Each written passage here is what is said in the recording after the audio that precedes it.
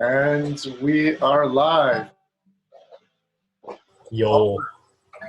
Let me ask Huh? you a question. Yes. Are humans a virus of this planet? That's the question. That's the question of the day, is it not? Uh, so we've been hearing this a lot, haven't we? I think we have, but people just don't ask it explicitly. And Yeah. I think a sub question to this would be, if we are, what should be done about it? Hmm. Well, can anything be done? That's a good question as well. Um, so, well, I guess that's what we're going to be breaking down today.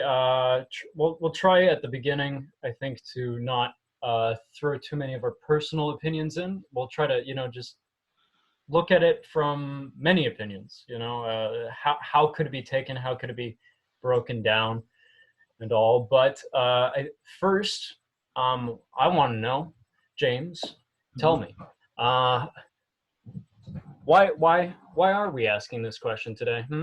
I think that's often something that we have to do when people ask us questions. Try to figure out why they're asking that question. But Exactly.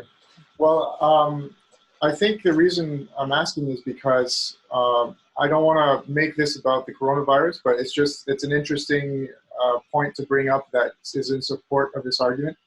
That is to say, I think that we've had this thought in society kind of mm, propagate for a while before this pandemic happened, but yeah, the idea that people are starting to die because of a virus is kind of an ironic reflection of what humanity has been sort of feeling about itself in the last couple hundred years anyway. So I personally have the experience of a lot of people getting into something called anti-natalism, which is just the idea that humans should die off because the planet is kind of suffering. And it's usually a kind of, it's not even a dogma because there's no ideology behind it. It's just sort of like a underlying sentiment, which is usually found in the environmentalist community. yeah, People believe it's in very animals connected to and that. environments. Yeah, they're very much like humans are horrible and we don't have value and we should just kind of die off. And I don't want to have kids because it's selfish. And this is a very popular kind of anti-human sentiment. Mm, So that's why we're right. talking about it, just to see one, is it Yeah. a popular worldview? Uh, if not, it's definitely new, at least more out in the open, I think, and Yeah. a good thing to observe and wonder, does it have any validity? Is it something we should consider, and so on? Right. Yeah. So What's your perspective, though? How have you come to understand that this is? Can you go more into depth? Because I know that there's definitely some past philosophers who have mentioned this growing sentiment that humans are like that. Maybe the seed of this sort of mentality has started way back when religions really started chastising the body and humans and how we live. You know, right. like, oh, sexuality is a bad thing; it's evil. Maybe it started there. I don't know, but can you go more into depth into that question? Well, yeah. Well, trying to track it back to exactly where it comes from, I'm not sure I could do that right off the bat. I don't think anyone really can. I think that's an eternal question, or one that we've struggled with for a very, very long time. But yes, absolutely, we can definitely trace it in part back to biblical times. The question of original sin, being born in sin, um, the world being of the devil, the superficial or the carnal, the physical, the body being impure, not of God, not like God being something that is transcendental, all pervasive, pure, something like love, right? Um, so that is a big question. Are we screwed? Are we fundamentally screwed? Um, I think there was one book, Heart of Darkness, that was about that. It was a lot about going into like hunter-gatherer tribes, looking at people like also like because there's a wide variety of different cultures out there, right? So there's cannibalist tribes, but there's also very peaceful tribes out there. So it was a big it was an exploration into is man inherently evil? It's like the heart of darkness question. And then there's also Nietzsche. We were talking about that earlier. There's the whole idea of the Ubermensch. Like, we keep screwing ourselves over because we keep taking things from a fallible perspective. Like, if we elect authorities, well, they're humans too. They're fallible, and they're not Ubermensch. That's the concept. They're not these supermen who can see things from a superhuman perspective outside of our potentially fallible perceptions and understandings and perspectives, so as to make the world a more peaceful place, a more efficient place. So it's a very, very old question, yeah. And I think it's definitely been enhanced by the ecological movement, the ecological situation today, putting into question, especially since the industrial age, or looking back since the industrial age, have we developed a parasitic relationship to the planet? Are we just taking without giving back? And does that make us basically a virus or a parasite? Yeah, and it seems to be echoed in movies and in cultural movements, like The Matrix, of course, is a big one. That famous speech of Agent Smith, who's like, humans are a virus and we're the cure, and so on. And then, when you look at different environmentalists, I wouldn't say cults, I would just say like settlements, let's say, like Pools Land in BC, right? A pretty famous area where people are living with the environment, and it's a sort of coexistence with nature that's a little bit more, I would say, kind of like a Native American styled, sustainable way of life. So, these things echo the desire for us to not be virus, but the question is, if we're capable of doing those things, are we a virus, right? Is it just the fact that we are acting or behaving more like a virus and more parasitic with the environment that's making us that way?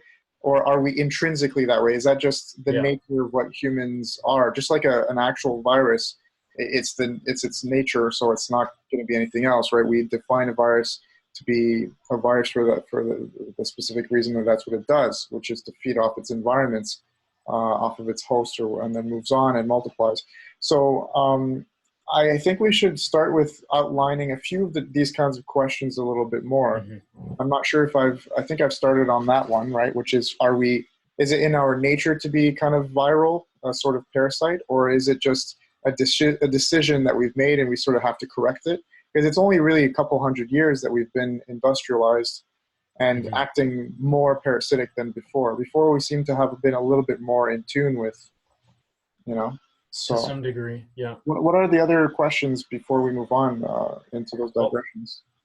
I think in the past and in many other discussions we've had before, we've just kind of thrown ourselves into the topics and gotten involved in a lot of tangents. But I really want to keep coming back so that people can really sit with this. But like, let's start with the statement. Let's just say it's a proposition or an argument that someone's making. It's not really in the structure of an argument, but they make the proposition that humans are a virus upon the earth. So right there, from a philosophical standpoint, what would you do? I'll just offer a few perspectives. First of all, I would ask, well, when you say humans are a virus, it's like you were saying, are you saying that they are right now?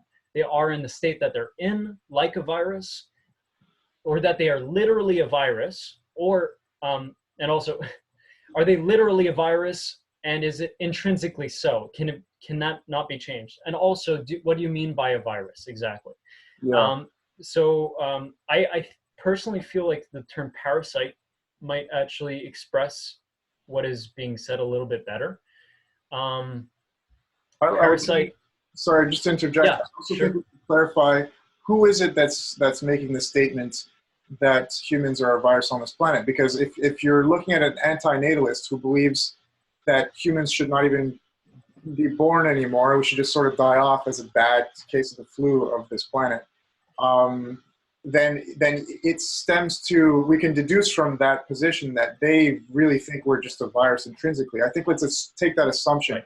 Although I would Yeah. need to ask more natalists, anti-natalists, that to make sure that that's what their position is. But I think it's a strong enough statement and belief, and they literally in their lives, I know this for a fact, they do not have children, they do not want to for that reason. Yeah. So that's an extreme integration of that idea to the degree where we think, okay, there's no helping us, we're definitely viruses. So I think there's that category, and then there's others who say, well, there's probably other categories where they say, no, it's not that extreme. We don't have to be this way. And that's why I fight for the environment, because we can change.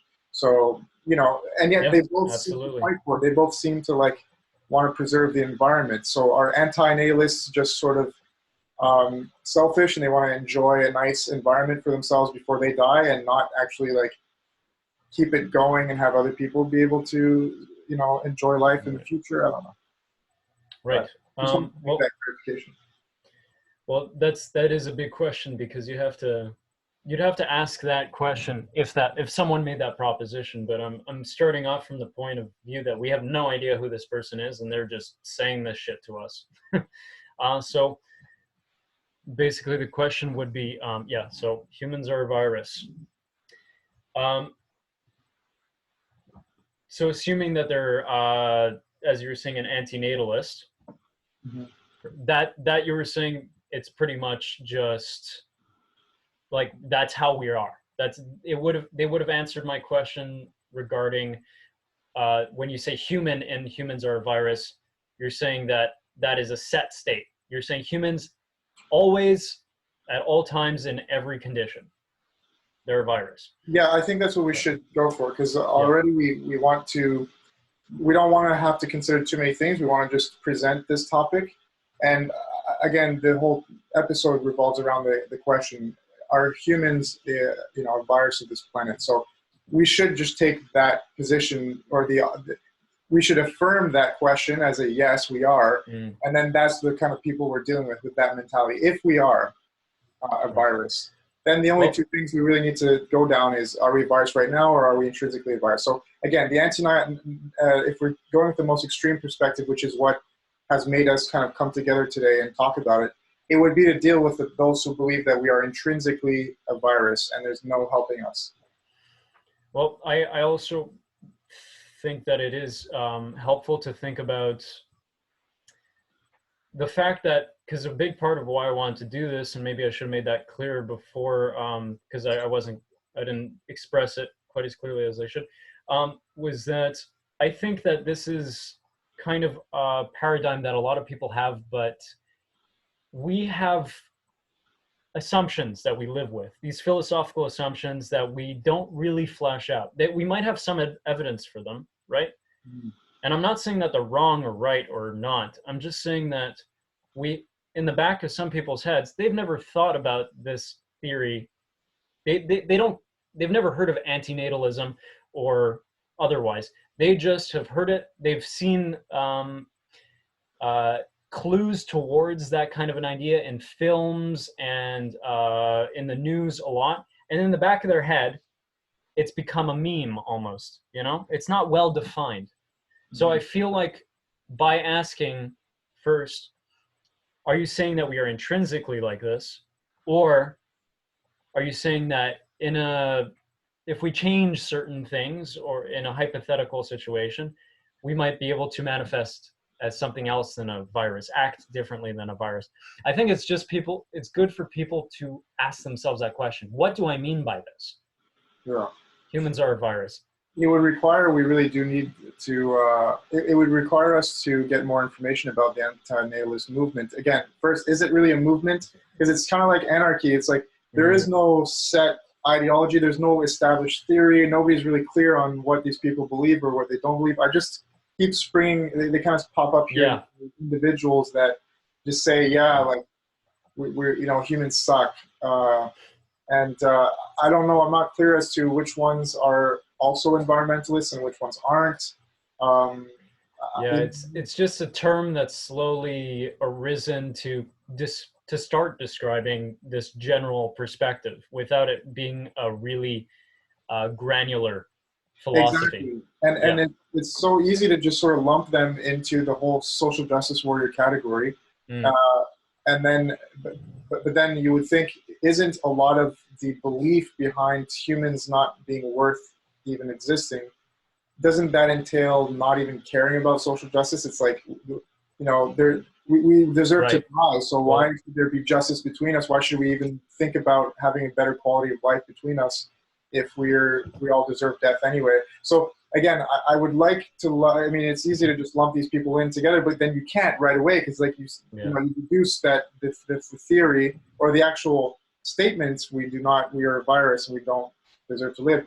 You start to see from that how if you were to go through and actually establish the Yeah. limits of anti-natalism, that it would be that, right? So I think it is interesting and also very important because, like you said, it's not we're still in a stage where we have to become granular, and right now it's so fuzzy and abstract, and yet it's there. It's Yeah. permeating our culture. It's It informs people's actions, which yeah, is something that has practical consequences. We have to think about these things deeply. Otherwise, like, that's what I say. Everyone's kind of a philosopher on some level, if they realize it or not. It's just either they're conscious of it and they're doing it in a conscious fashion, or they're not. So either you're being led by well thought out, or at least somewhat well thought out philosophies, or not well thought out philosophies. So I think it's good to take these kind of vague ideas that sort of steer our culture and really break them down so we can be like, okay, what does this really imply? What does this actually do to our actions, our quality of life, and how do those actions affect us, and those where do those consequences lead us? You know? yeah, yeah. Yeah. So I think a good place to go from here is asking what the presuppositions are. But I think we've just kind of made our way through a couple of them, like implicitly, because we were just like wondering, well, what is this anyway? What are the tenets of anti-natalism, and how can we tell whether we're humans that are intrinsically viral or not? Um, so, what are the presuppositions that would make about anti-natalists or about the fact that we're a virus on this planet? I think the presupposition is that, yeah, is that the first one we've been talking about this whole time is that we are a virus. That's a presupposition in itself. Are we a Yeah. virus? Do we act like one? So what are the mechanics of that? How do we compare our way of life with how a virus sort of lives its life? Yeah. Um, Exactly. That's a very good question, because it's not like anyone is saying biologically we are a virus. We're not this. Viruses are actually quite interesting because we don't have. There's a big debate in the medical world, in the world of biology, is if viruses are actually alive or not, for example. So I won't go too far into the biology and everything, but I just want to illustrate um, some of the facts about viruses, right? So basically, it's this molecule, or it's very, it looks a lot like a piece of DNA, right? It's like what the code that makes us who we are, right? So what happens is that if that gets into our system and it attaches to the system in our body, which allows us to copy DNA, which is what allows us to keep ourselves, well, to make new cells and to stay alive, really. Um, Basically, the virus uses that system in ourselves to replicate itself, um, and just spread. And it can really mess with the blueprint, which is the DNA, of who we are.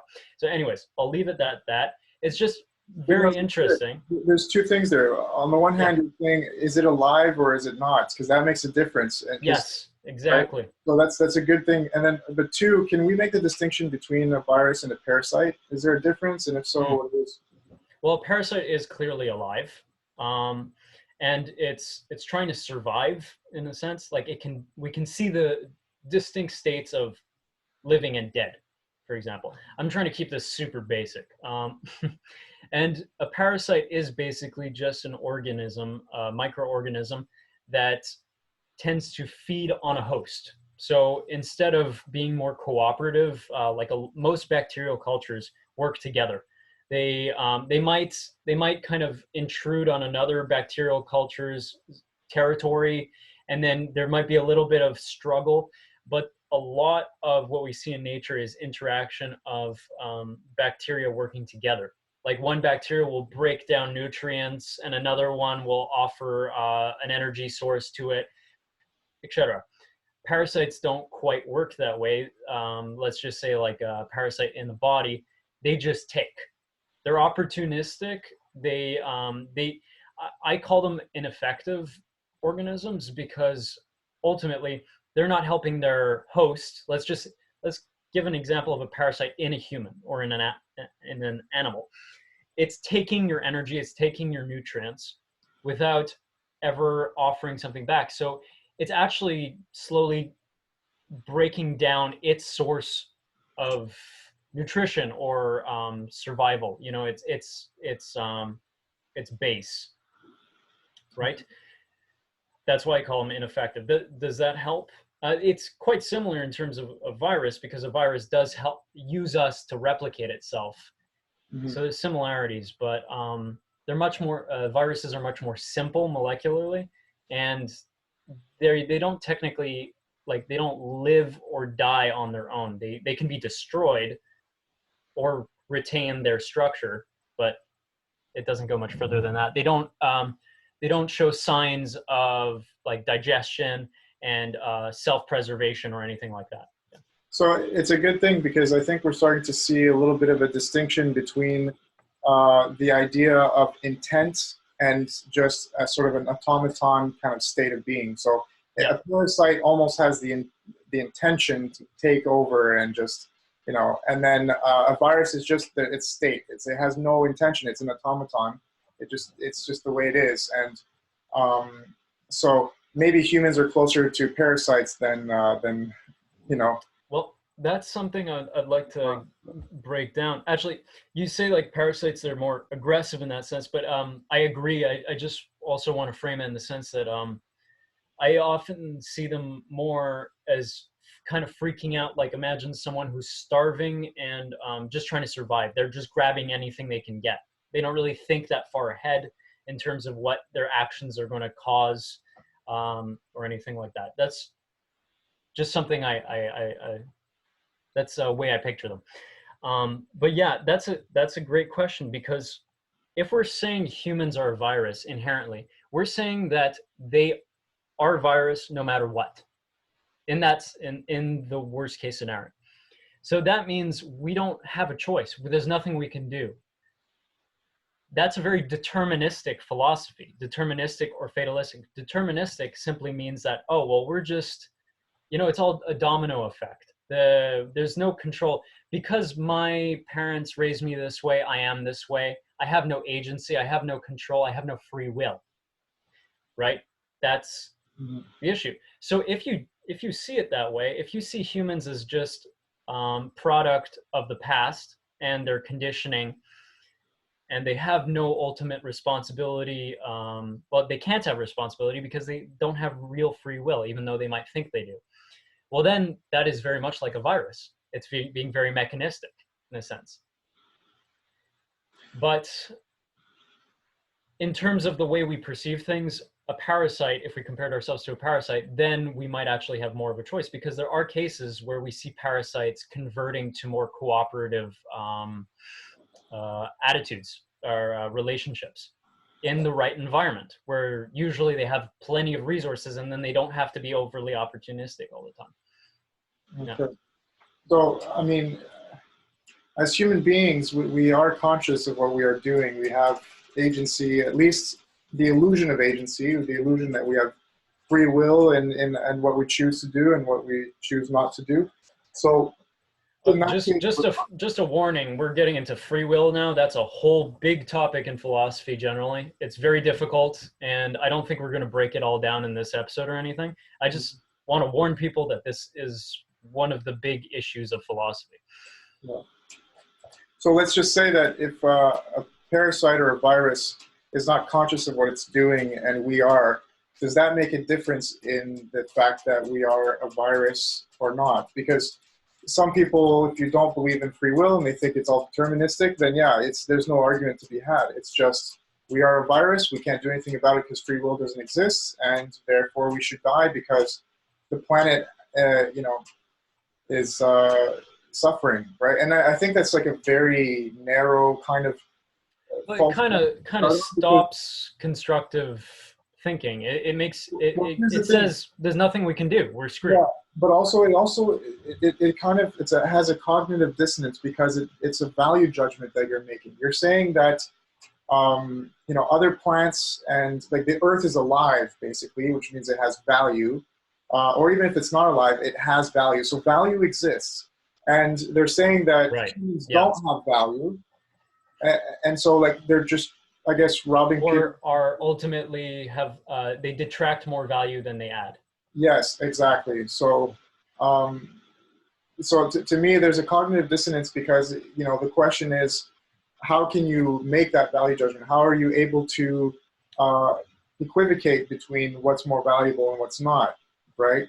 And these are usually the same people who don't like hierarchies, who think that there is no Yeah. value hierarchy. It's all just equal. So it's like, okay, there's something that doesn't fit here. What's the problem with the logic here? And that seems to be it. Did I lay it out properly, or maybe? Yeah, absolutely. That was actually very clear. So basically, there's two things here. Is well, then we're touching on another presupposition behind the whole humans are a virus concept. Or actually, this would be more geared towards antinatalism as a whole, the attitude of it, not just the statement in isolation. It's simply that, well, okay, if you think that we should die off, what is the moral imperative? Where does this moral imperative, why does, if, first of all, if we're an extension of nature, if we came out of nature, well, then doesn't that make nature imperfect as well to some degree? Nature creates viruses, nature creates parasites. Well, why should you care? There's an assumption, there's a presupposition of moral imperative, as in there is a right or wrong, which again, I'm not saying there is or there isn't. That's something we should make clear, is that we're not stating an opinion here. We're just really trying to break down the logic. Yes, exactly. These ideas. Presenting the problems with the arguments that haven't even been established well enough so that we can even say that they are the arguments of that community or of that sort of zeitgeist, I guess I would say. It also brings me to ask, okay, if we are and we've decided that this is true and that we should sort of die off and everything, isn't there a danger between the idea that we should die off and that we should die off fast? Because you know what I mean? Like it's a very small step from humans should die to we should kill humans. We should just, kind of like the evil genius that just wants to blow the world up for some stupid reason. Well, then we're getting into the practical issues, which I don't think we should jump too far into this, but it's good to just to resume. The problem I want to present is exactly. What of morality? How does morality fit into this thing? Does it mean that we can just kill indiscriminately, or we can live the way we want to live until we all die out? Yeah, exactly. Well, because that's what we've seen, right? We see the extreme on one end of us taking and not considering what we're taking from, what we're, in the common parlance today, oppressing, right? Yeah. So then we think, okay, well, we should go the opposite direction completely. We should just kill ourselves so that there's no oppressor, because humanity is inherently the oppressor. Well, I think what happens, because we see these extremes, right? So on the one side, we do see domination of nature, and I have my problems with that. I'm trying not to throw in my personal opinions, but on the other side, we have what I personally call, I've heard it termed pathological compassion, or I've termed it junk food morality, right? So it's just, okay, well, if I ask you, why should we save the planet? Why should we die off so that nature can exist? So you can say, well, nature is innocent and good, and it feels like I see animals in pain and it feels bad. Well, okay. A big question that we have to ask here is every time you question people, it always tends to come back to the same place. We can try emulating more examples of this kind of a conversation, but they, trust me, well, as far as I can tell, and as far as many people who've thought this through can tell, it always tends to come back to the, well, it doesn't feel right, right? And I understand that. I fully agree. It doesn't feel right, and I don't like seeing animals in pain. I don't like seeing people in pain. I don't like seeing pain, right? Because we have mirror neurons, which allow us to have to reflect on a physiological state what is happening that Yeah, we're seeing. but here's So the thing. so wait, Yeah, is that not selfish? yeah, it is. But here's the thing. And can we base our actions off of our feelings, which are fickle Yeah, and but here's petty? the thing. I want to hold us to the point that the Yeah, same people theoretically also believe that there's no free will, which means that yeah, exactly. It's good so to remind people it of doesn't make this. sense because if you apply it, like we don't want to see animals suffer, but then we see animals kind of like killing each other, but that's normal. That's okay because they don't have consciousness, they don't have free will. Oh wait, no, we don't either. So, you know what I mean? There's like Yeah, sort of another cognitive dissonance going on, or maybe a exactly. conflict of logic there. Um, it's just like, well, we have the decision to like it's just I don't know how they would make that argument. I don't want to make it for them, but I just want to say that from the information that I have so far, and from the conversations that I've had with anti-natalists so far, um, that seems to be a question that I've never been able to present to them because I'm always just asking questions and I'm not trying to you know, find the faults in their logic. I just want to get the information first and clarify Right. what they mean. But they never usually think these things out. And if they did, I think they would run into these paradoxes and then they'd say, oh, I can't really hold on to this ideology anymore. So that's why that might be one of the reasons that this isn't one of those well-established kind of like movements, because people simply just want to hold on to the sentiment. It's almost like a self-disgust. It's maybe an individualistic thing. Maybe that's why it Well, hasn't really clumped together into a culture per se. that's This, something I would say we should make a whole podcast about this specifically. But what I say is that personal emotion and trauma, and also cultural narrative, yeah, often or almost in all cases trump objectivity, and we see this even in some of the smartest groups in the world. The things that are socially accepted, because we need to fit in, we are social creatures. Being ostracized is experienced in the brain neurologically like physical torture. That is a real thing. We have to consider these things. Sorry, 1 second. Yes, emotion does tend to affect which philosophies we lean towards. It's again, as I said, we're all philosophers. Our actions are informed and directed by our philosophies, and they are either conscious or unconscious, well thought out, or informed by, again, the social narrative, our personal emotions, and maybe a little bit of evidence and logic here and there. So mhm. it is often affected by this. And yeah, I agree with you. That's probably a big factor when it comes to why this hasn't grown to the degree it could, but it is still pervasive. It still is underlying a lot of very popular, like we see it in movies, little details here and there. Yeah. So And I think we're starting to be able to tie some loose ends here, because we're circling back to this being something that we're seeing in general out there today in the culture, but it isn't, I would say, congealed yet, or yeah, hasn't like a fleshed out. structure. And at the same time, it seems to be linked. What we're saying is that it seems to be linked with this idea of maybe self-hatred. And that brings us back to Yes. something that we talked about earlier, which is there a Sin. seed here that was planted way back in some of the religions and some of what the philosophers have talked about over the past No. couple hundred years? So I, I want to ask you more of a direct question, which is, ultimately, uh, where does the self-hatred come from in humans? Like, what are the sort of external Yeah. factors that cause us to hate ourselves, right? Okay, everybody, I want to let you know that earlier James and I had a discussion where I was defending Christianity, and he was criticizing it, and we were playing devil's advocate for each other. We don't have a set opinion on the topic, but I feel like he's trying to corner me here into. No, I wasn't. I'm fucking around, but you know what I mean. Yeah. What I'm going to say is that I don't think it's religion. I think religion actually was touching on something that is a question because of the state of reality that we exist in. We Mhm. deal with our limitations, our physical limitations, with disease, with the fact that we are going to die one day.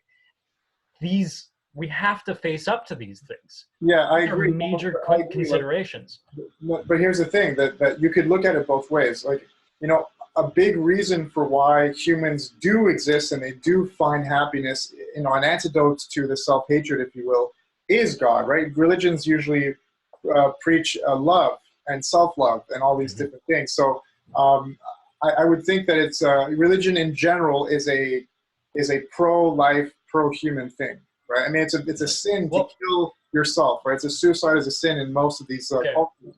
We're talking about the Abrahamic religions, but I'll say that there is an enormous amount of pagan death cults out there. If they're not as popular because they don't grow as much because they're stupid. Yeah, I'm just I am referring. I'll just say that. I'm just referring to the Judeo-Christian ones for now. Absolutely. They seem to be the most influential in our societies. I agree. And so I'm just thinking, these religions having been an antidote to perhaps self-hatred, I don't think they were antidote or structures to a degree. I really do think. Absolutely. Yeah. But I think within that antidote also contains the seed of that causes the opposite effect, which is right. Well, you're a human being, sure, and here's how you gain happiness, and you should affirm life, but at the same time, know that you're evil. You're gonna go to hell. You know what I mean? So it's just absolutely. Humans kind of cause their own self-hatred. So that's one.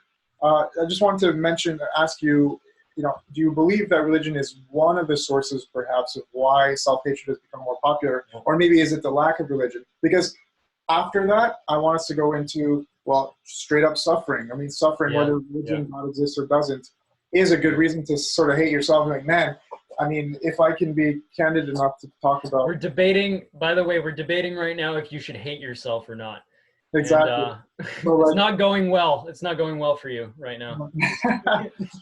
So I just want to know, we have plenty of reasons to not just hate ourselves, but reality in general, right? Like, fuck, why do I exist? This is absurd. Yeah. You have mental, emotional, spiritual, physical suffering from all angles. This is getting juicy. You can sort of just collapse, give up, and start just to hate it all, and then you become nihilistic, anti-natalist, blah, blah, blah, blah, blah. Kind of pessimistic, whatever. So I just want to know, can you lay out a little bit more, because I'm just sort of trying to keep things on an even keel. What are the external effects that cause us to cause self-hatred in human beings?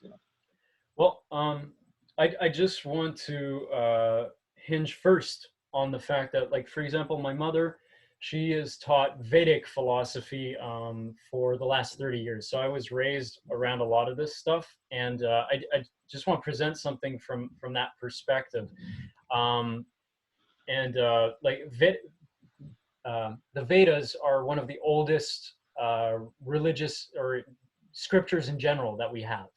It was in India, I think. Well, we don't even know how far back they actually come from, but a big issue is they're what were called tattvas, these steps of reality. And by the way, I'm not saying that this is how we should see things, but there's a very logical question behind it. So you asked me, what are the exterior factors affecting maybe this kind of deep self-hatred?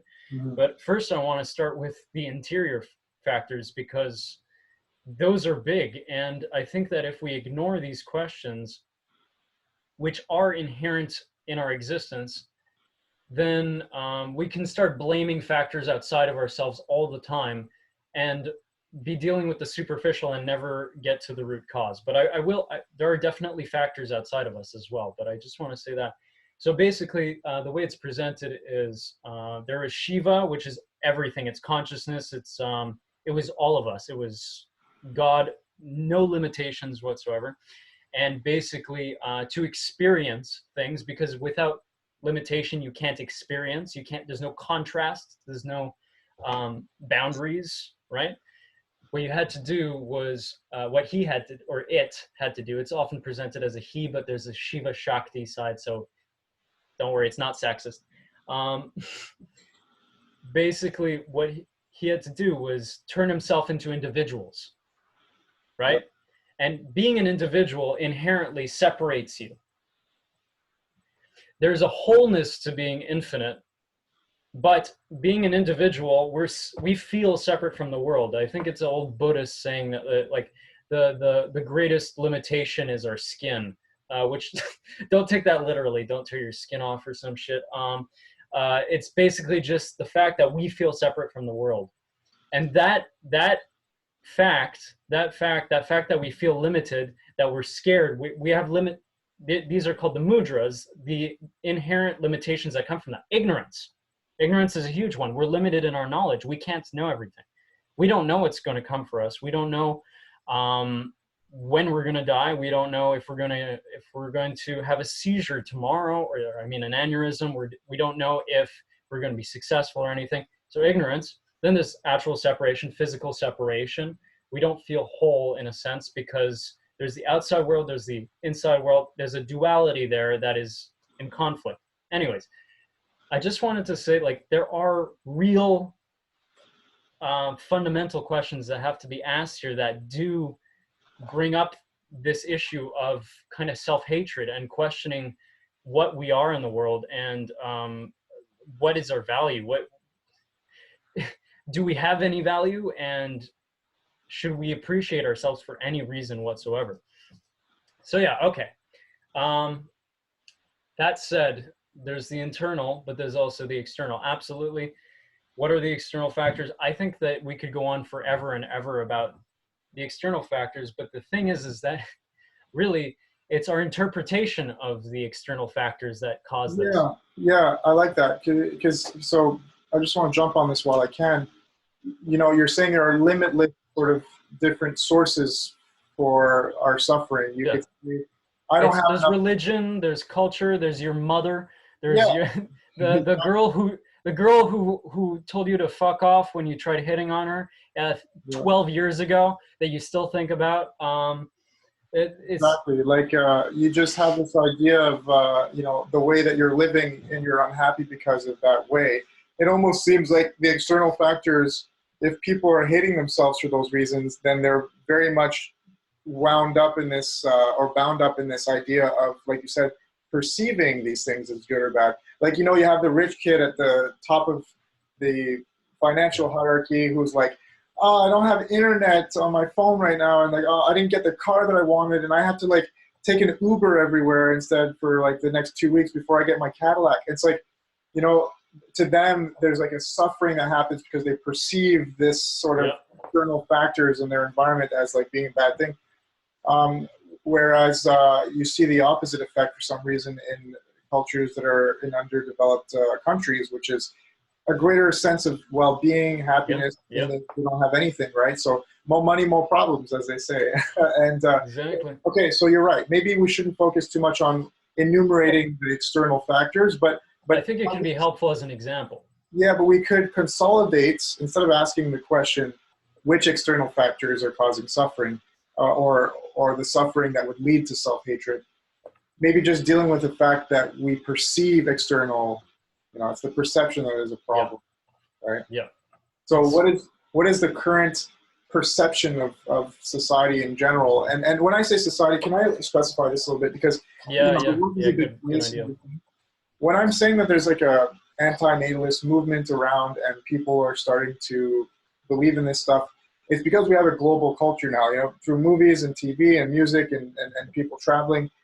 In the bigger cities where things are progressive, meaning that things change. Where we have, where we're what's the word?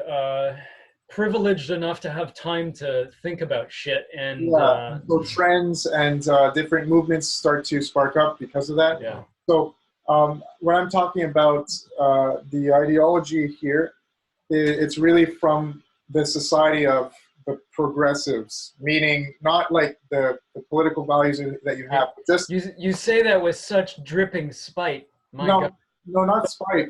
What I'm saying is, I'm kidding. I just want to make sure that I'm not talking about Yeah. people who think, oh, I'm on the left, and so they're talking about my political ideals. I'm talking about simply the areas that changed. Progressive meaning the things changed the most.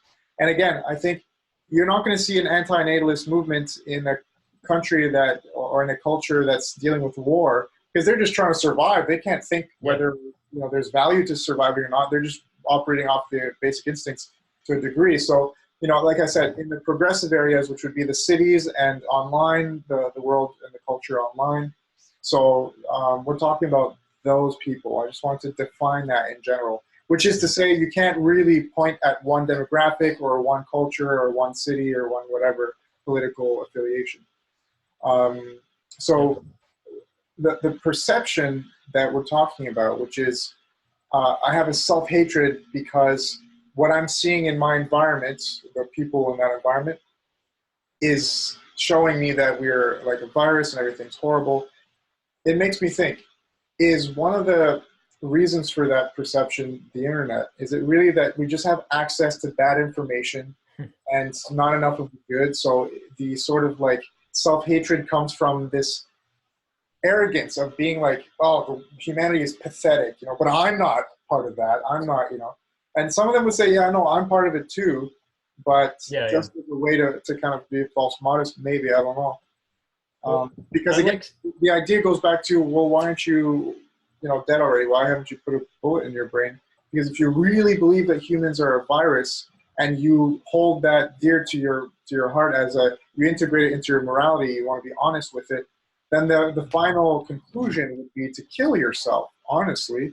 But they don't take it to that degree. And I had asked an anti-natalist this degree. Well, I've met a lot of people who are at that level where they are facing with the fact that their philosophy of basically demands them to kill themselves, and they are. But what I find all too often is that these people are also dealing with a lot of deep personal issues, and they're using their philosophy as a kind of reasoning to validate that. But again, yes, you do have to face the philosophy. There is a reasoning side to this, but I just wanted to say that it does lead to the point where some people do consider suicide. And I mean, we do see suicide on the rise now. It's been on the rise for the last decade or two. So we do have to think of this seriously. I mean, there's many reasons for that, for the rise. I'm not saying it's just this, but it could be contributing. We don't know. Okay. Yeah. By the way, this is just because the lights are really hot. What is he doing? Is he giving himself a bath or what the fuck? You should do that at some point. Just do a podcast sitting like completely nude below the waist in a basin, and like have a sponge. Why not? I'm down. I have, it would be weird, but yeah. So where does this leave us to? What can we do with this? What is there to be done? Well, if this is the conclusion, what do you do? Fucking grow a spine and do something about it. Fucking butthurt, spineless, lazy bastards. Sorry. You just revealed yourself, man. That's not very objective. I know. Well, the plan was that we would start off trying to be more structured and then get a bit more free flow. That's true. I'm just catching up here with all of the swearing. Our motivations. I think it's hard to steel man the whole argument because, again, we're limited. We're biased right here. Yes, but we can't get around that. I want to recap everything here. Yeah, good idea. On the one hand, that's not very well established. We're just going based off of the one belief that they claim, which is usually just humans are a virus. Hmm. We've deduced from that that means that we don't have value, that you know, we should die off, because again, we're associating that statement with anti-natalists who say we shouldn't be living at all. So to begin with, there's no main, I would say, manifesto of that movement. Two, it seems to be bound up with this very personal struggle of suffering and self-hatred. Um, Three, after deducing those things, we realize you run into many paradoxes and conflicts in logic, and you know, just bad reasoning. And then four, there hasn't even seemed to be any kind of remedy put forward by anybody like that. Nobody really, the anti-natalists that I've spoken Yeah. to, never really said there's anything to do. They always say there's nothing to do. We just have to die off. You know, I'm not going to kill myself because I'm still, you know, a human being, and I don't want to cause more suffering that doesn't have to happen, which would be like my friends and my family and whatever. And so I do see there being like enough reason to live, but I don't see enough reason for the human race to live. So they make that distinction. That's as far as I've ever gotten with them. So yeah, there's never even a solution for any of this. So that's why I think, as objective as we've been, that was the furthest extent to which we could have been objective. And now we sort of have to revert to our position. Well, you know, it's too murky. It's filled with contradictions. There's no solution anyway. I think I reject that whole theory, even though it's not even like a really established theory to begin with. So now I think that's a good caveat before we move forward into a little bit more of our biased sort of like worldviews here. Yeah. Well, okay. Um, so, okay, I just want to be clear. Are you asking right now what we feel like should be done from here, Well, from this point? well, here's the thing. I would say, like, can before we move on to our own stuff, can you perhaps extrapolate what you think though that community would say should be done if they were to like come up with Right. something? Right. Well, we see it more and more in pop culture. For example, in the vegan community, there's a lot of talk about everyone should get vasectomies. Vasectomies for everyone. It's hilarious when you see them being like, "Yay, vasectomies!" And there's a lot of talk about sterilization. Bill Gates talks about sterilization of populations. There's a lot of very powerful people who are talking about that kind of a thing. Even forceful sterilization of groups. Let's see what else.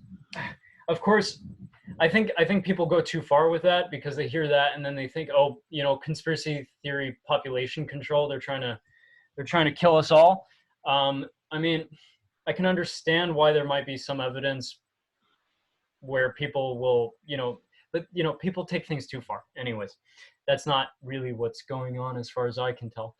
But in terms of what they would say, yeah, they would say that. They would say, well, we have to reject a lot of our human desires, to have children, to consume as much, to consume as much meat. We have to move towards electric cars.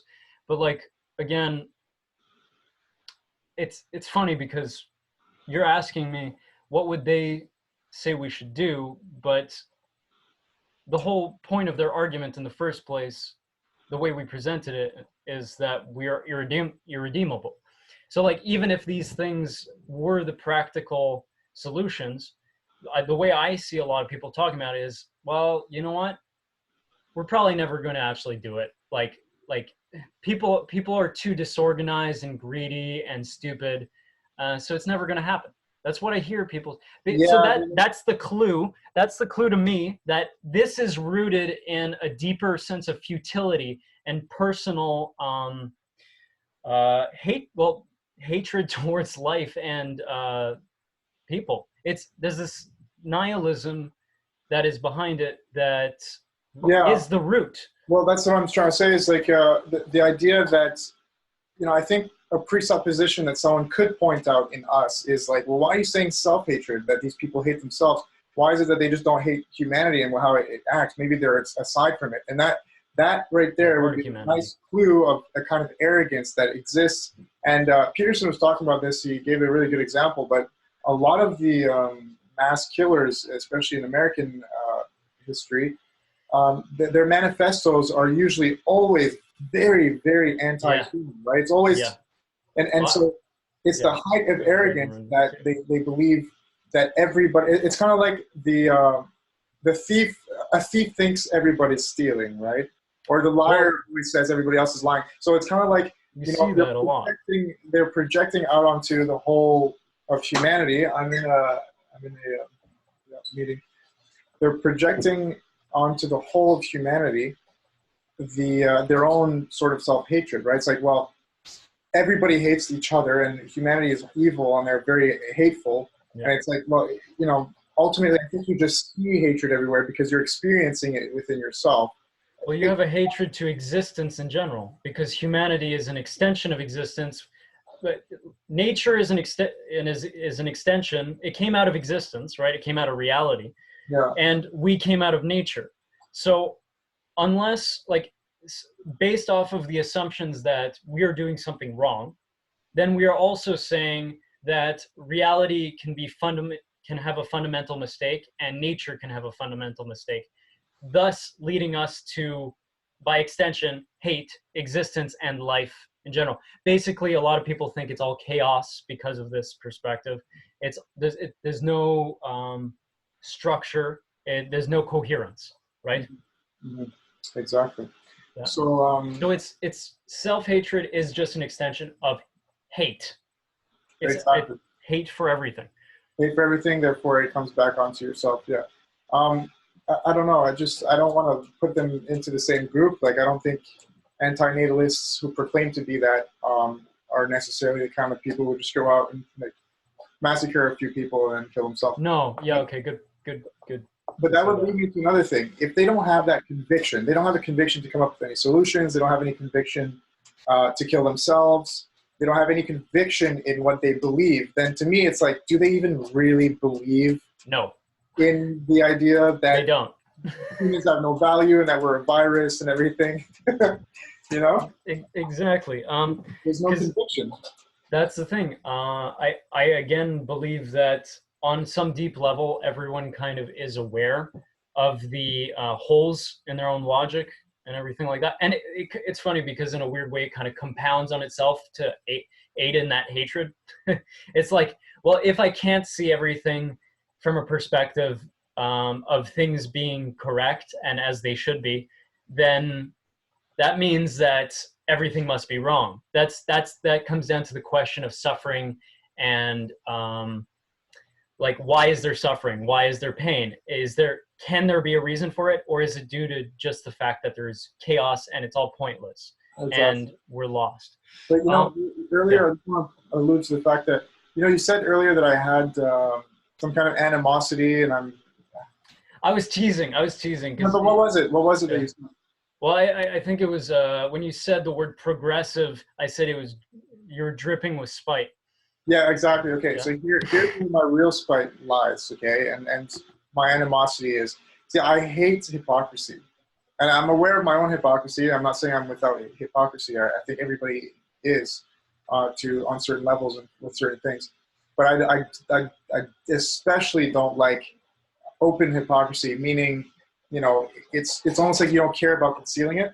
And Yeah. I don't like that about the anti-nihilists because they precisely have that kind of hypocrisy where it's like, you don't have conviction in what you're talking about, and therefore, why are you saying that to begin with? And the reason that they're saying that to begin with is to, one, appear moral somehow, or like they've set themselves apart from everything else, Yeah. or two, Yeah. to be cool. Just, oh, it's cool, man. Like, it's a cool thing to believe. It's like, It's it's edgy. It's edgy. Oh, it's like when in The Office, what was it, over a decade ago, Dwight Schrute is a character. If you haven't seen The Office, it's a good show. Check it out. At some point, I think he's going into a wedding, and he says to someone, "It's too many people. We really need a plague." And it was hilarious at that point because it was new, and also the actor for Dwight is fantastic. He just says it the right way. But I've heard this joke so many times since it fucking pisses me off because it's not funny anymore. People say it again and again and again because it's, you know, it's what everyone agrees with. And well, yeah, it's edgy, and it's like, you know, it's kind of self-deprecating and dark humor. Dark humor is cool. And I agree, I like dark humor a lot of the time, but it has to be poignant. It has to be on point, and, you know, not having Yeah, been repeated a million times. that's what I'm saying is like it's funny because there's a hypocrisy there, and there's this sort of like just sheer element of wanting to be cool and moral, right, over everybody else. Like, look, I have noticed that humanity is like this, and therefore it should die. I have made that right. It's I'm sorry. We need to do a sketch. Exactly. We should. We really should. So I'm just saying, like, Therefore, we must all die. It's carbon is the cause of climate change. We breathe out carbon. Therefore, zero carbon good, humans bad. We should all die. it's very oversimplified. Just like, boom, there we go. So the I don't know how to get back on track from here, man. sorry. No, it's okay. I just wanted to tap into the idea that that this whole dark humor, kind of like self-deprecating thing, as cool as it is, it also is it's necessary, but in order to counterbalance sort of like strict structures of like, because you know, if you realize in the past we had heroes, we had ideals that people would always, the good guy was what people wanted to see triumph over evil. And now it's cool. The anti-hero is really cool. You know, the Joker rather than Batman. Give me some other examples. I don't. Jesus.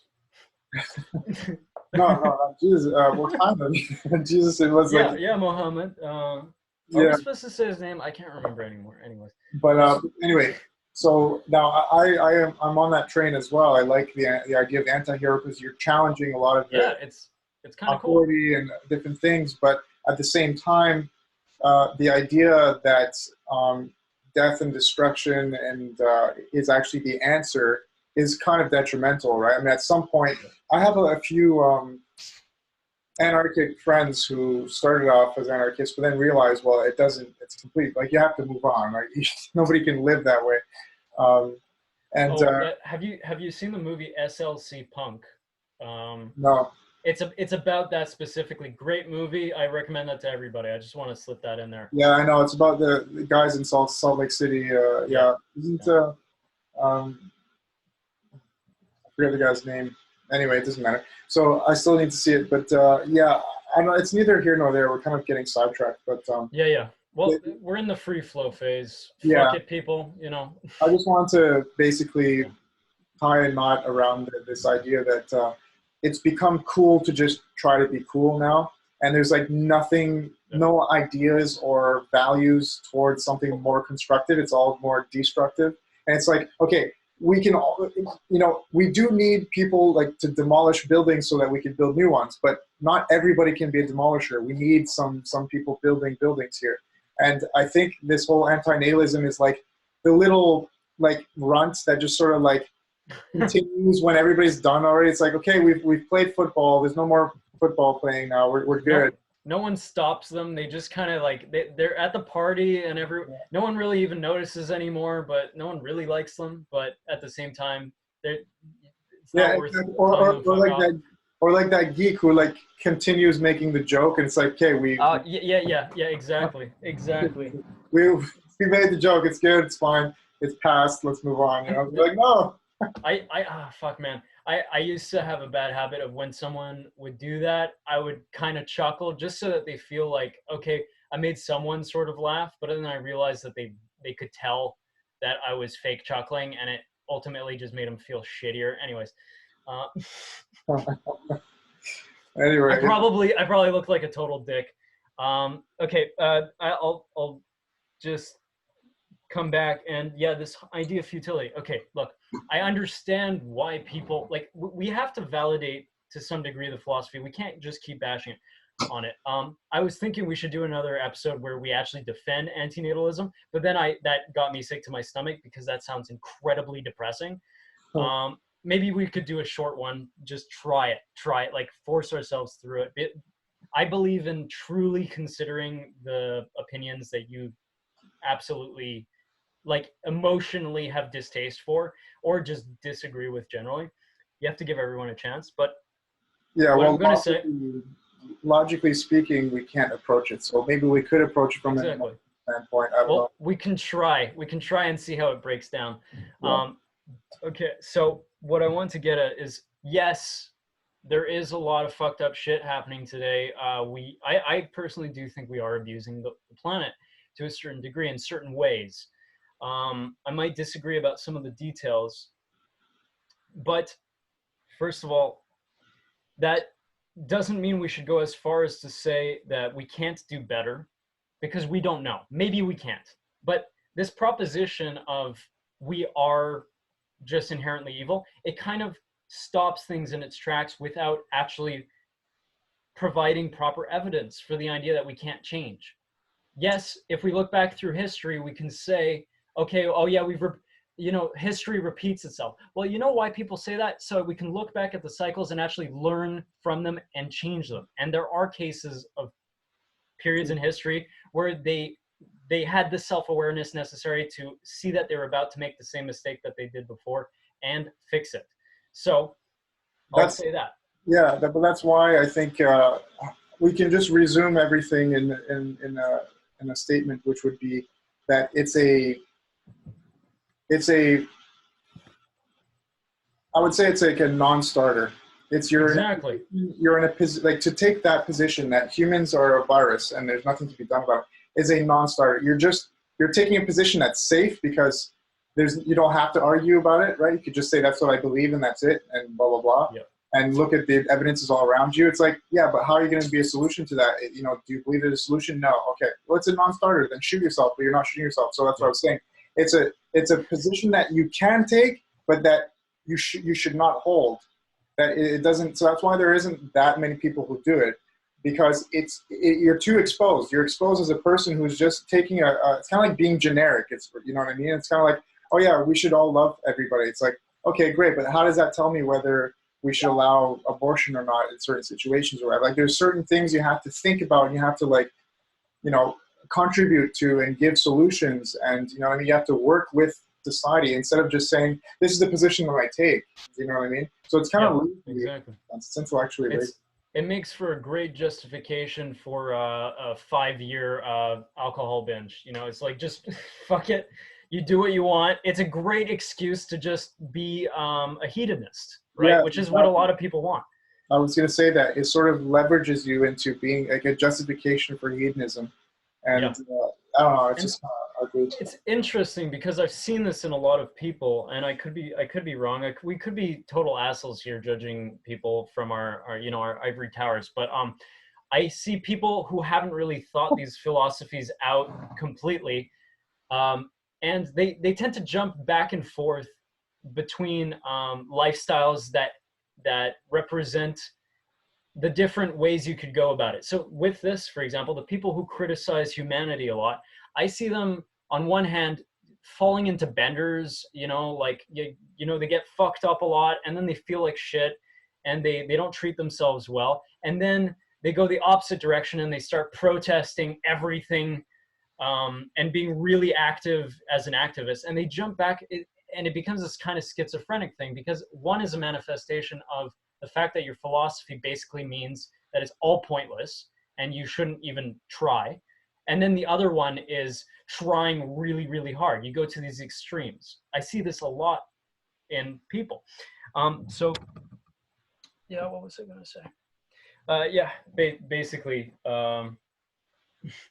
I'll just say this because, first of all, in the news, they say if it bleeds, it leads, because we are attracted to negativity. We tend to notice negativity more than positivity. And I see this syndrome of what I call TGTBT. TGTBT. It's too good to be true syndrome. This idea that just because something seems ideal or slightly naive, as in things could get better. Like, I say that and it sounds lame as shit. If we just try, we can do it. Like, no, everyone at this point is sick of fucking hearing that shit. But it's because it's an emotional thing. It's not because you're thinking logically. I say those kinds of things and it sounds naive to people until they actually hear my argumentation. And then they start being off. I've dealt with a lot of people who just out of the blue break down crying when I'm talking like this because they are suddenly faced with the irrationality of their emotional take at its fundamental root, and it hits them fucking hard. Pardon my language. No, I know what you mean, but At the same time, don't just be starry-eyed and be like, you know, like if I believe it'll come true. You know, you have to kind of narrow it down and be logical about it. well, a bit more pragmatic, maybe. Yeah. Again, like you said, I think it's one thing to just say all these things and kind of rant about it after having observed the logical inconsistencies, but I don't agree necessarily with this statement that maybe we're in our ivory towers because one, it's not clearly defined yet. So I think we can just sort of attack it where it is now. Right. Maybe that's perhaps why it hasn't been able to become a consistent theory. But here, let's give credit where credit is due. Let's do the actual work, like you said.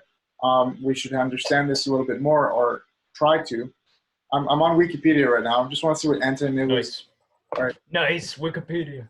Yeah, I mean it's like a general way to maybe point us in the right direction. But it's the most basic bitch definition that you can find of everything. But yeah, there is a kind of manifestation. There's a manifesto here apparently. Okay. The term anti-natalism is in opposition to the term natalism or pronatalism, and was used probably for the first time as the name of the position by Belgian philosopher Théophile de Giraud in his book L'art de guillotiner les procréateurs. And that basically translates to the art of guillotining, you know, cutting off the heads of the procreators. It's a manifesto of the anti-natalists. Brutal. I kind of like it. That's kind of metal. Yeah, so there's arguments in religion. There's like the Buddha states, apparently. Buddha states his propositions in the pedantic style of his age. He throws them into a form of sorites, whatever that means, but as such, it is logically faulty, and all he wishes to convey is, oblivious of the suffering to which life is subject, man begets children, and is thus the cause of old age and death. He would only realize what suffering he would add to by his act. He would desist from the procreation of children. Yo, animals have babies too, fuck's sake, sorry. Yeah, and so he says, and then so stop the operation of old age and death. So, you know, that's something that I realized. My mentor in Germany, I didn't realize that she was an anti-natalist until later on. Oh yeah, you mentioned that to me. I remember. And I was like, well, wait, why do you think, you know, people shouldn't have children and whatever? What are you talking about? And if it makes sense with the Buddhist worldview and also with like Hindu world, like samsara, for example, right? Well, that's Buddhist, right? The samsara cycle. It's an aspect of it, yeah. Yeah, out of the tree. So basically, the idea that anti-natalism is not, let's say, congealed or doesn't have any roots in society. That's not true per se, but anti-natalism as a movement unto itself, it doesn't have its own grips on I don't find. But well, it doesn't have that name, and it doesn't typically manifest in people in the sense that they know the full philosophy, they can argue for it and quote the manifesto and stuff like that. Not at all. But there are aspects of that philosophy which reflect in the way culture is being shaped nowadays and in a lot of people's ways of thinking. It's interesting because you're saying kind of relates to this. Peter Wessel Zapf, he viewed humans, whoever that is, I don't know, he viewed humans as a biological paradox. According to him, consciousness has become over-evolved in humans, thereby making us incapable of functioning normally like other animals. Cognition gives us more than we can carry.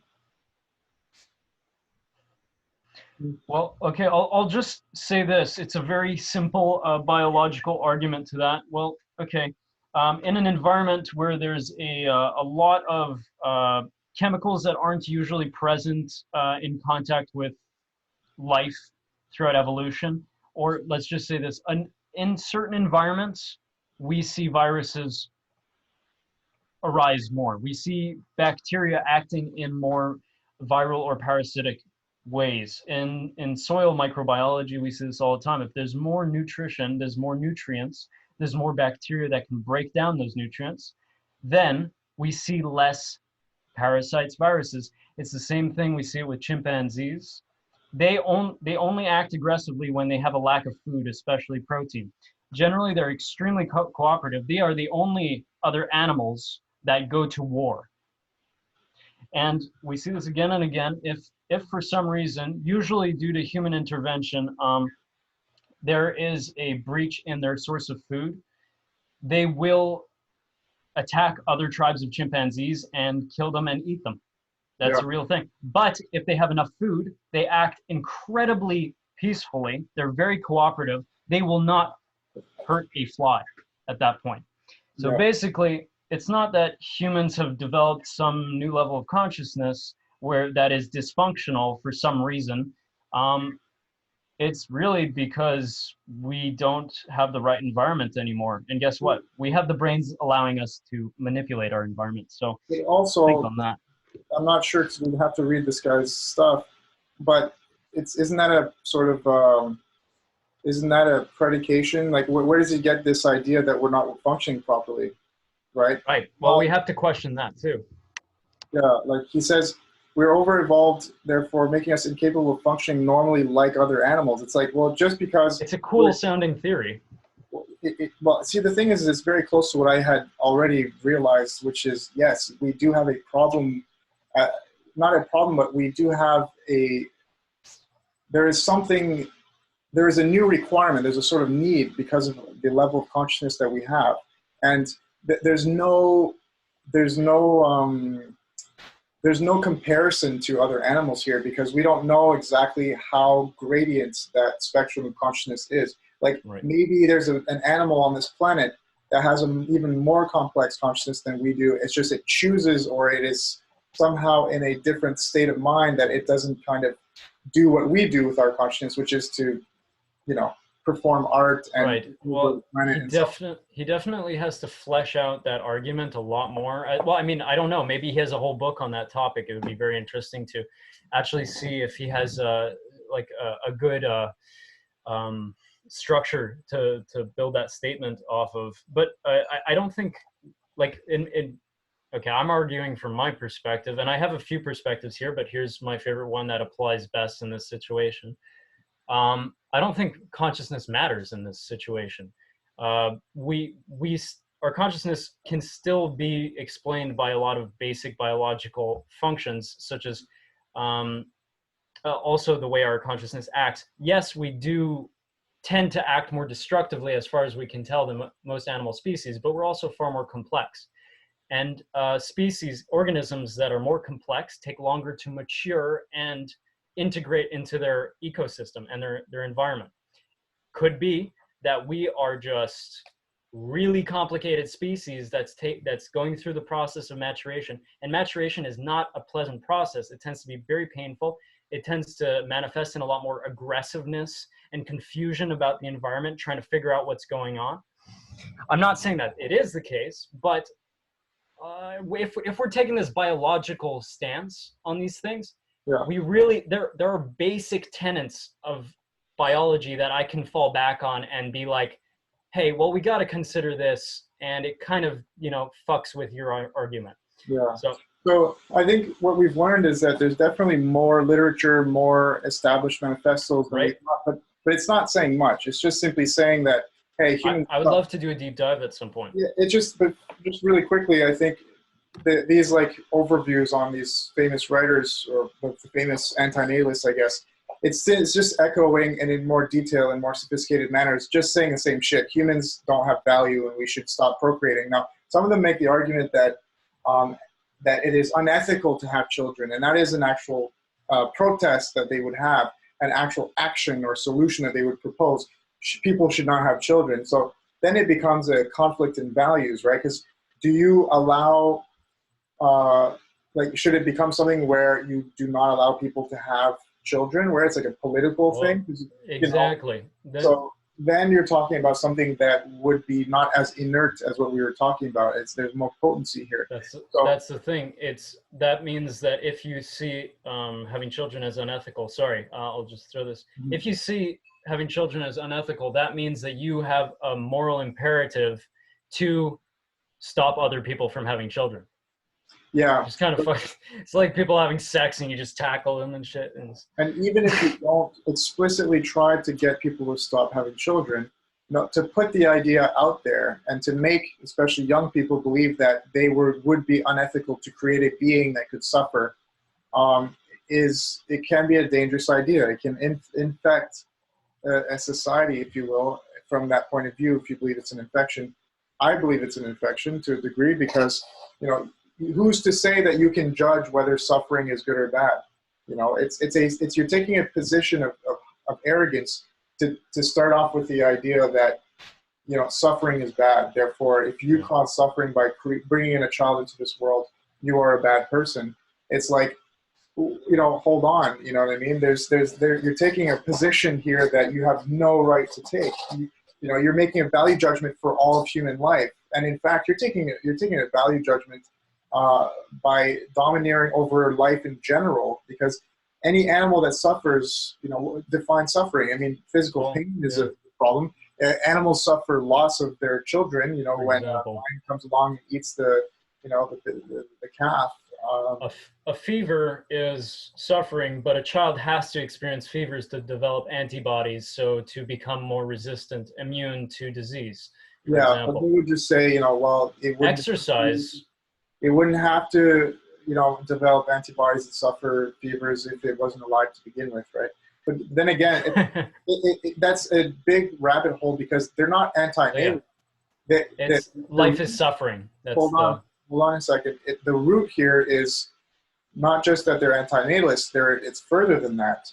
It tells me that they're anti-existence, anti-life in general. So, because they're anti-suffering. Anti-suffering is, I guess, the more accurate description, which means there shouldn't be any life at all. And if there should be no life, then what's the point of existence? From our point of view, there is no point. But what do they have to say about existence itself? I have no idea. It's a statement about existence. Right. Well, I would love to see if there's any philosophers who've gone that far and who still hold an anti-natalist perspective. It's just, existence is fundamentally fucked. That's probably their take, which is interesting. It would be... It's just like, to me, it's a cop-out. It's like... well, you can't live that way. If you're living that way, then, you can, but... If it's bad and bad things shouldn't exist, and that's the whole predication for the whole philosophy, then to me, the whole philosophy really only rests on your desire to appear moral in some way. It's just to take a big position, because if you can't explain why existence should not exist, or why suffering should not exist and it's a bad thing, right, inherently, if you don't have the power to make that judgment because you aren't, God or some executive kind of intelligence, then you shouldn't even be a proponent that other people shouldn't have children or that it's unethical. I think, to me, it's a very horrible position to take. It's literally the height of arrogance. Mm-hmm. Well, it's like there's a philosophy called naive empiricism, which is that if something can't be empiricism, it refers to being able to measure, feel, directly experience with your senses, your perception. If you can't experience it that way, then it doesn't exist. Like, existence has to be purely material, that you can interact with.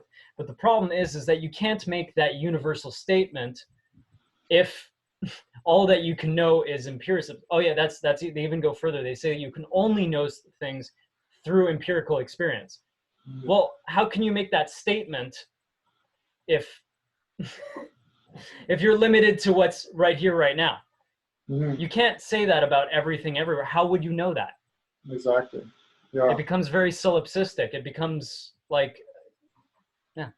And again, if you're a solipsist and you believe it's all really just in your mind, then Well, So then what is the cause of your mind? Like that means there's something else hidden that is creating the structure of your experience. You can't escape that way. It doesn't work. in any case, I think we're starting to wind down to the end here. There's nothing else Love to it. do. It's just I don't know where to go from here. We would have to find a real anti-natalist and That'd be great. debate them logically and to try to understand them and just to see if Well, there's any value somewhere there. Because I don't want to just learn about it and talk about how it's bad. I want to learn about it to exactly. figure out where does this stem from? Is there some kind of value in understanding the concept that you're talking about? At least understanding it and coming to an agreement or maybe figuring out how we can coexist or whatever, because this might be something in the future that's very, at least in the near future, it could flare up as an actual big community, Sure. and we should be prepared for that. And yeah, that's the thing. We talk like it's funny because nowadays just saying anything is a statement almost like people said political statement, but I'd say it's almost like speaking is a truth statement nowadays. Yeah. Because like I talk about stuff. Sometimes I'm just talking out of my ass because it's fun, and I have friends who they know that they shouldn't take me seriously all the time, and I don't take myself seriously all the time. But then I have people sometimes who are like, "How are you so sure of yourself?" and shit. I'm like, I'm not. I just talk because I'm Well, not scared, and I should be allowed to uh, explore my ideas and express myself. And sometimes I am talking very truthfully, but ultimately what I'm getting at here is that we're open to being wrong.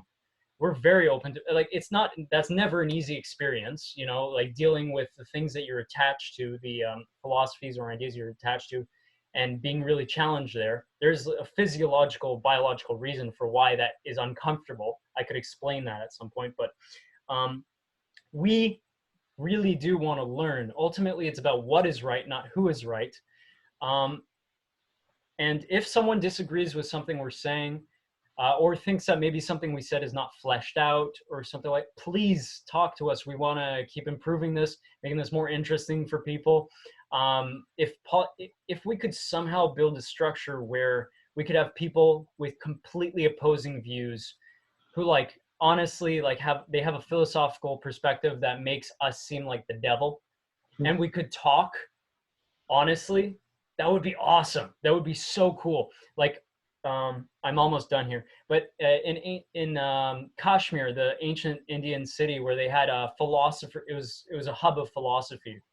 Um, the practice was they would have two eminent philosophers or thinkers who would sit across from each other with opposing views or views that don't match. And before they started debating, they both had to explain the other person's perspective clearly in a way that the first person said, "Yes, you understand what I'm saying." So that, there's no yep, conflict there. You can't go back on your word and say no, you're not interpreting that right. Yeah, it's exactly. steel manning. Yep, exactly. And I really do believe a lot of the polarization in society today is two groups who just shit on each other without actually really going in and listening and giving the others a chance. Because I mean, even the craziest movements, like I'm talking flat earth here, I'll say up straight up, I don't believe in flat earth, not whatsoever. But when I was like, this is interesting, I'm going to explore this, I discovered some cool things about physics that I wouldn't have learned otherwise. And it's not to say that they're right about everything, but it led me into some very interesting But areas. also, it makes you learn some things about how, um, let's just say, How people think in general. well, not just that. I think what's valid is that they do point out how flimsy some of the evidence presented is sometimes, or how, let's just say, badly explained things are when it comes to Right. scientific community. It's just like, here it is, and just the end result is what we tell you it is, and you should just Yes. supposed to believe that. It's like, well, it's not very well explained. Why is it that way? We want to know why, your conclusion is what it is. So I think that they're valuable to lots of people. Absolutely. So. Yeah, Yeah, good I point. really appreciate talking about this, and maybe we should do an episode one day where we do allow an anti-natalist and we Or a flat earther. or flat Earth or any of these. Yeah, Yeah. this is by the way the first episode that I'm putting out on my Patreon. So I'm not gonna upload this yet to the main platform. But I just want to thank you if you're watching this, my first patrons there. I really appreciate it. And again, you can participate on this show if you are a member of the philosophy, like the philosophers membership of the Patreon that I've set up here. So every 2 months you get to come and talk about your area of expertise, or just maybe you just want to have discussion about a philosophical idea that you're into. So again, I want to thank you for that, and we'll be posting more Church of Logic episodes early before we post them onto the channel, so you have access to them. And that's it. Rock on. All right, peace out.